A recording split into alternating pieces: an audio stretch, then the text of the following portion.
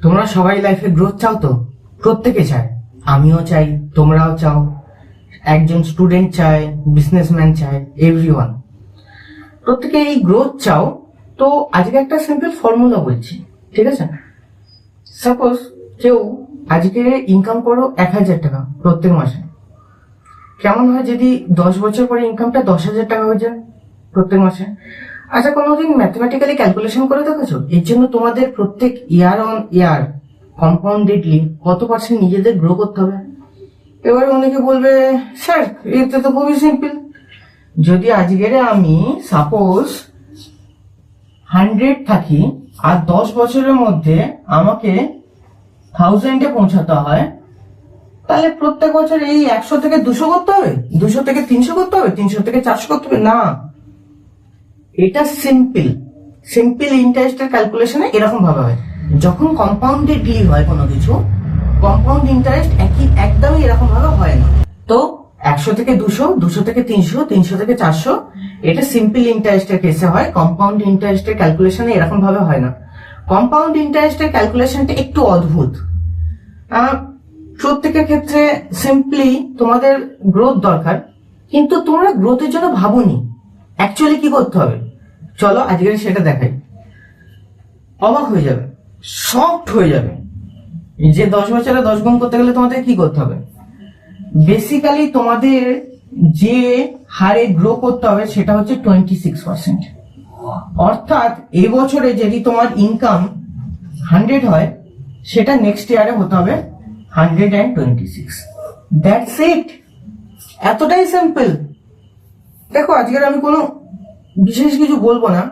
তোমরা যেটা ভাবো না, ভয় পাও, আমরা ভয় পাই, অ্যাকচুয়ালি পাই, বাট যে কোনো কিছু শুরু করার পরে জিনিসটা অত বড় প্রবলেমেটিক নয় যেটা আমরা নিজেদের মনে ভয় পাই। বাইরের প্রবলেম লড়াই করার আগে আমাদের নিজেদের মাইন্ডসেটে সেটাকে জেতা উচিত। অর্থাৎ যে কোনো কিছু আমি যদি ভাবি $1 মিলিয়ন বিশাল বড় অ্যামাউন্ট, সেটা হবে না। কিন্তু সেটাকে অ্যাচিভ করার আগে আমার পিসে, আমার মেন্টাল স্টেটে না সেটাকে আর্ন করতে হবে। যদি আমি এখানে পেয়ে যাই তাহলে হবে। আমি যেমন দেখো, কোনো কিছু অ্যাচিভ করার আগে সেটার জন্য, ধরো তুমি স্টুডেন্ট, ভালো রেজাল্ট করতে চাইছো, সেটার আগে একটা জিনিস না, এটা সিম্পলি একটা অ্যাচিভ করো। যেমন দেখো, একটা সিম্পল জিনিস, আমি ম্যাথসে 100 পেতে চাই, আমি ম্যাথসে 100 পেতে চাই, আমি ম্যাথসে 100 পেতে চাই, কি এটা? কিন্তু আমি ম্যাথসে 100 পাই, আমার ভালো রেজাল্ট করার ইচ্ছা আছে, ঠিক আছে, ম্যাথস তো অন্য সাবজেক্ট নেই, এটা হয়ে যাবে। আমি ফিজিক্যাল সায়েন্সে 100 পাবো, হয়ে যাবে, ঠিক আছে। এই যে দুটো কথার মধ্যে যে একটা স্টেটের চেঞ্জ আছে না, একটার মধ্যে অ্যাংজাইটি আর একটার মধ্যে ঠিক আছে কাম কুল রিল্যাক্স, হয়ে যাবে এই ভাবটা। তবে ওভার কনফিডেন্ট হবে না, সিম্পল অ্যাজ এ সিম্পল চলো, হয়ে যাবে। ডিসেন্ট, প্রত্যেকটা টাইম ডিসেন্ট, আমি যতটা পারছি কনসিস্টেন্টলি কাজটা করে যাচ্ছি। ফ্লো, এটা একটা ফ্লোতে চলো। যত তুমি তোমার ফ্লোতে চলতে থাকবে তোমার গ্রোথ হবেই।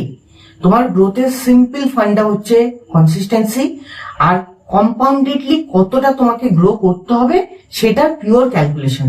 যখন ক্যালকুলেশনটা তোমার মাথায় চলে আসবে অনেকটা ইজি হচ্ছে। মানে ক্যালকুলেশন পাওয়ার পরে যতটা ইজি হবে, মানে 50% কাজ তো ওখানেই হয়ে যাবে। কিন্তু উইদাউট ক্যালকুলেশন হয় না। উইদাউট ক্যালকুলেশন সেটাকে মনে হয় বিশাল বড়। সিম্পল ভাবে এইটাকে না, সিম্পল, একদম সিম্পল যদি বলে, যদি আজকের যে কোনো ব্যক্তি মাসে যদি 10K আর্ন করে, আর যদি এইভাবে 26% হিসেবে গ্রো করে না, 10 বছর পরে সে পার মান্থ 1 লাখ আর্ন করবে। যদি কেউ আজকে সাপোজ কথার কথা বলছি 1 লাখ আর্ন করে, আর সে যদি এই 26% কনস্ট্যান্টলি গ্রো করতে পারে, 10 বছর পরে মান্থলি সে 10 লাখ টাকা আর্ন করবে। এতটাই সিম্পল। সিমিলারলি তুমি যদি স্টুডেন্ট হও, তুমি এইভাবে 26% তুমি এমনি গ্রো করো, তোমারও খুবই ভালো পজিশনে থাকবে। 26% অ্যানুয়ালি, নট মান্থলি। এই মাসে আছে, পরের মাসে 126%, না, তা না।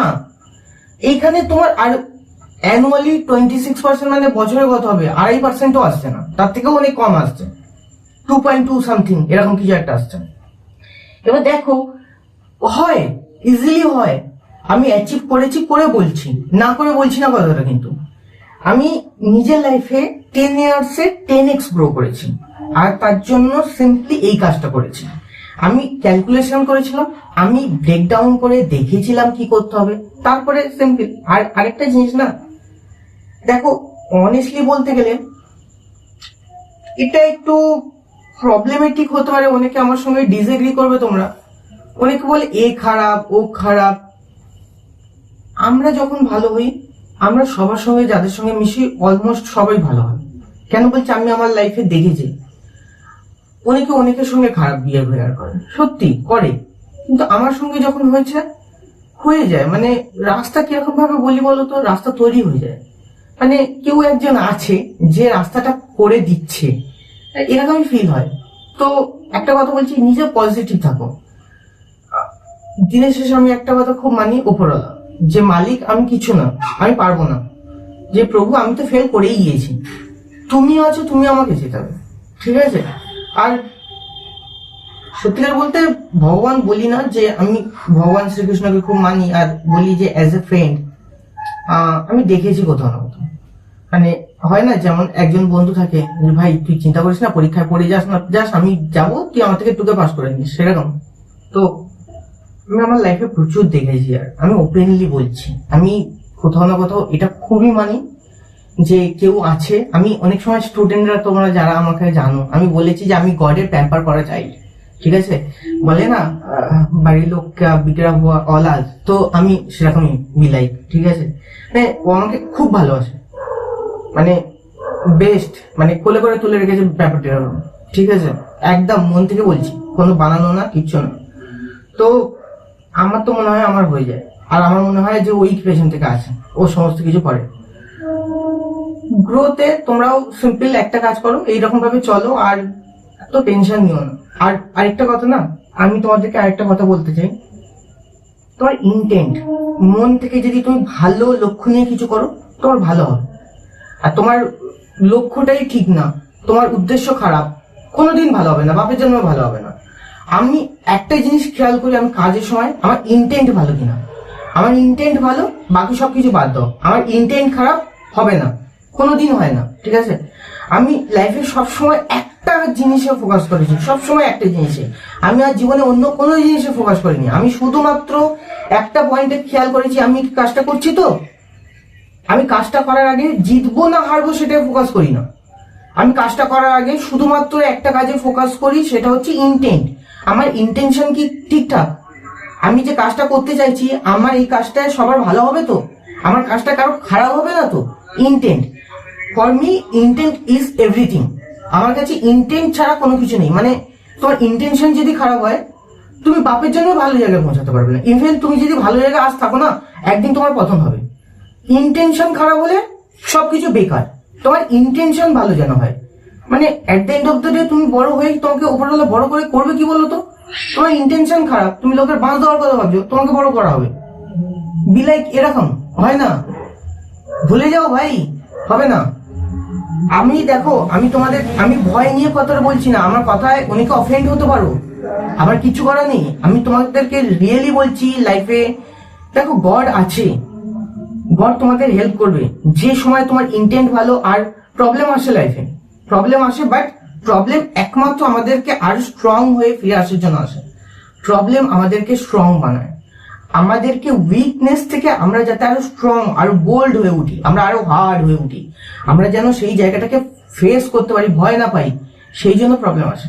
আর যদি তাকে ভালোবাসো না, একটা ভক্তি আর একটা ভালোবাসা, ভালোবাসা অদ্ভুত জিনিস, যে ভাই ও আছে তা আছে। যদি ভালোবাসো না, তা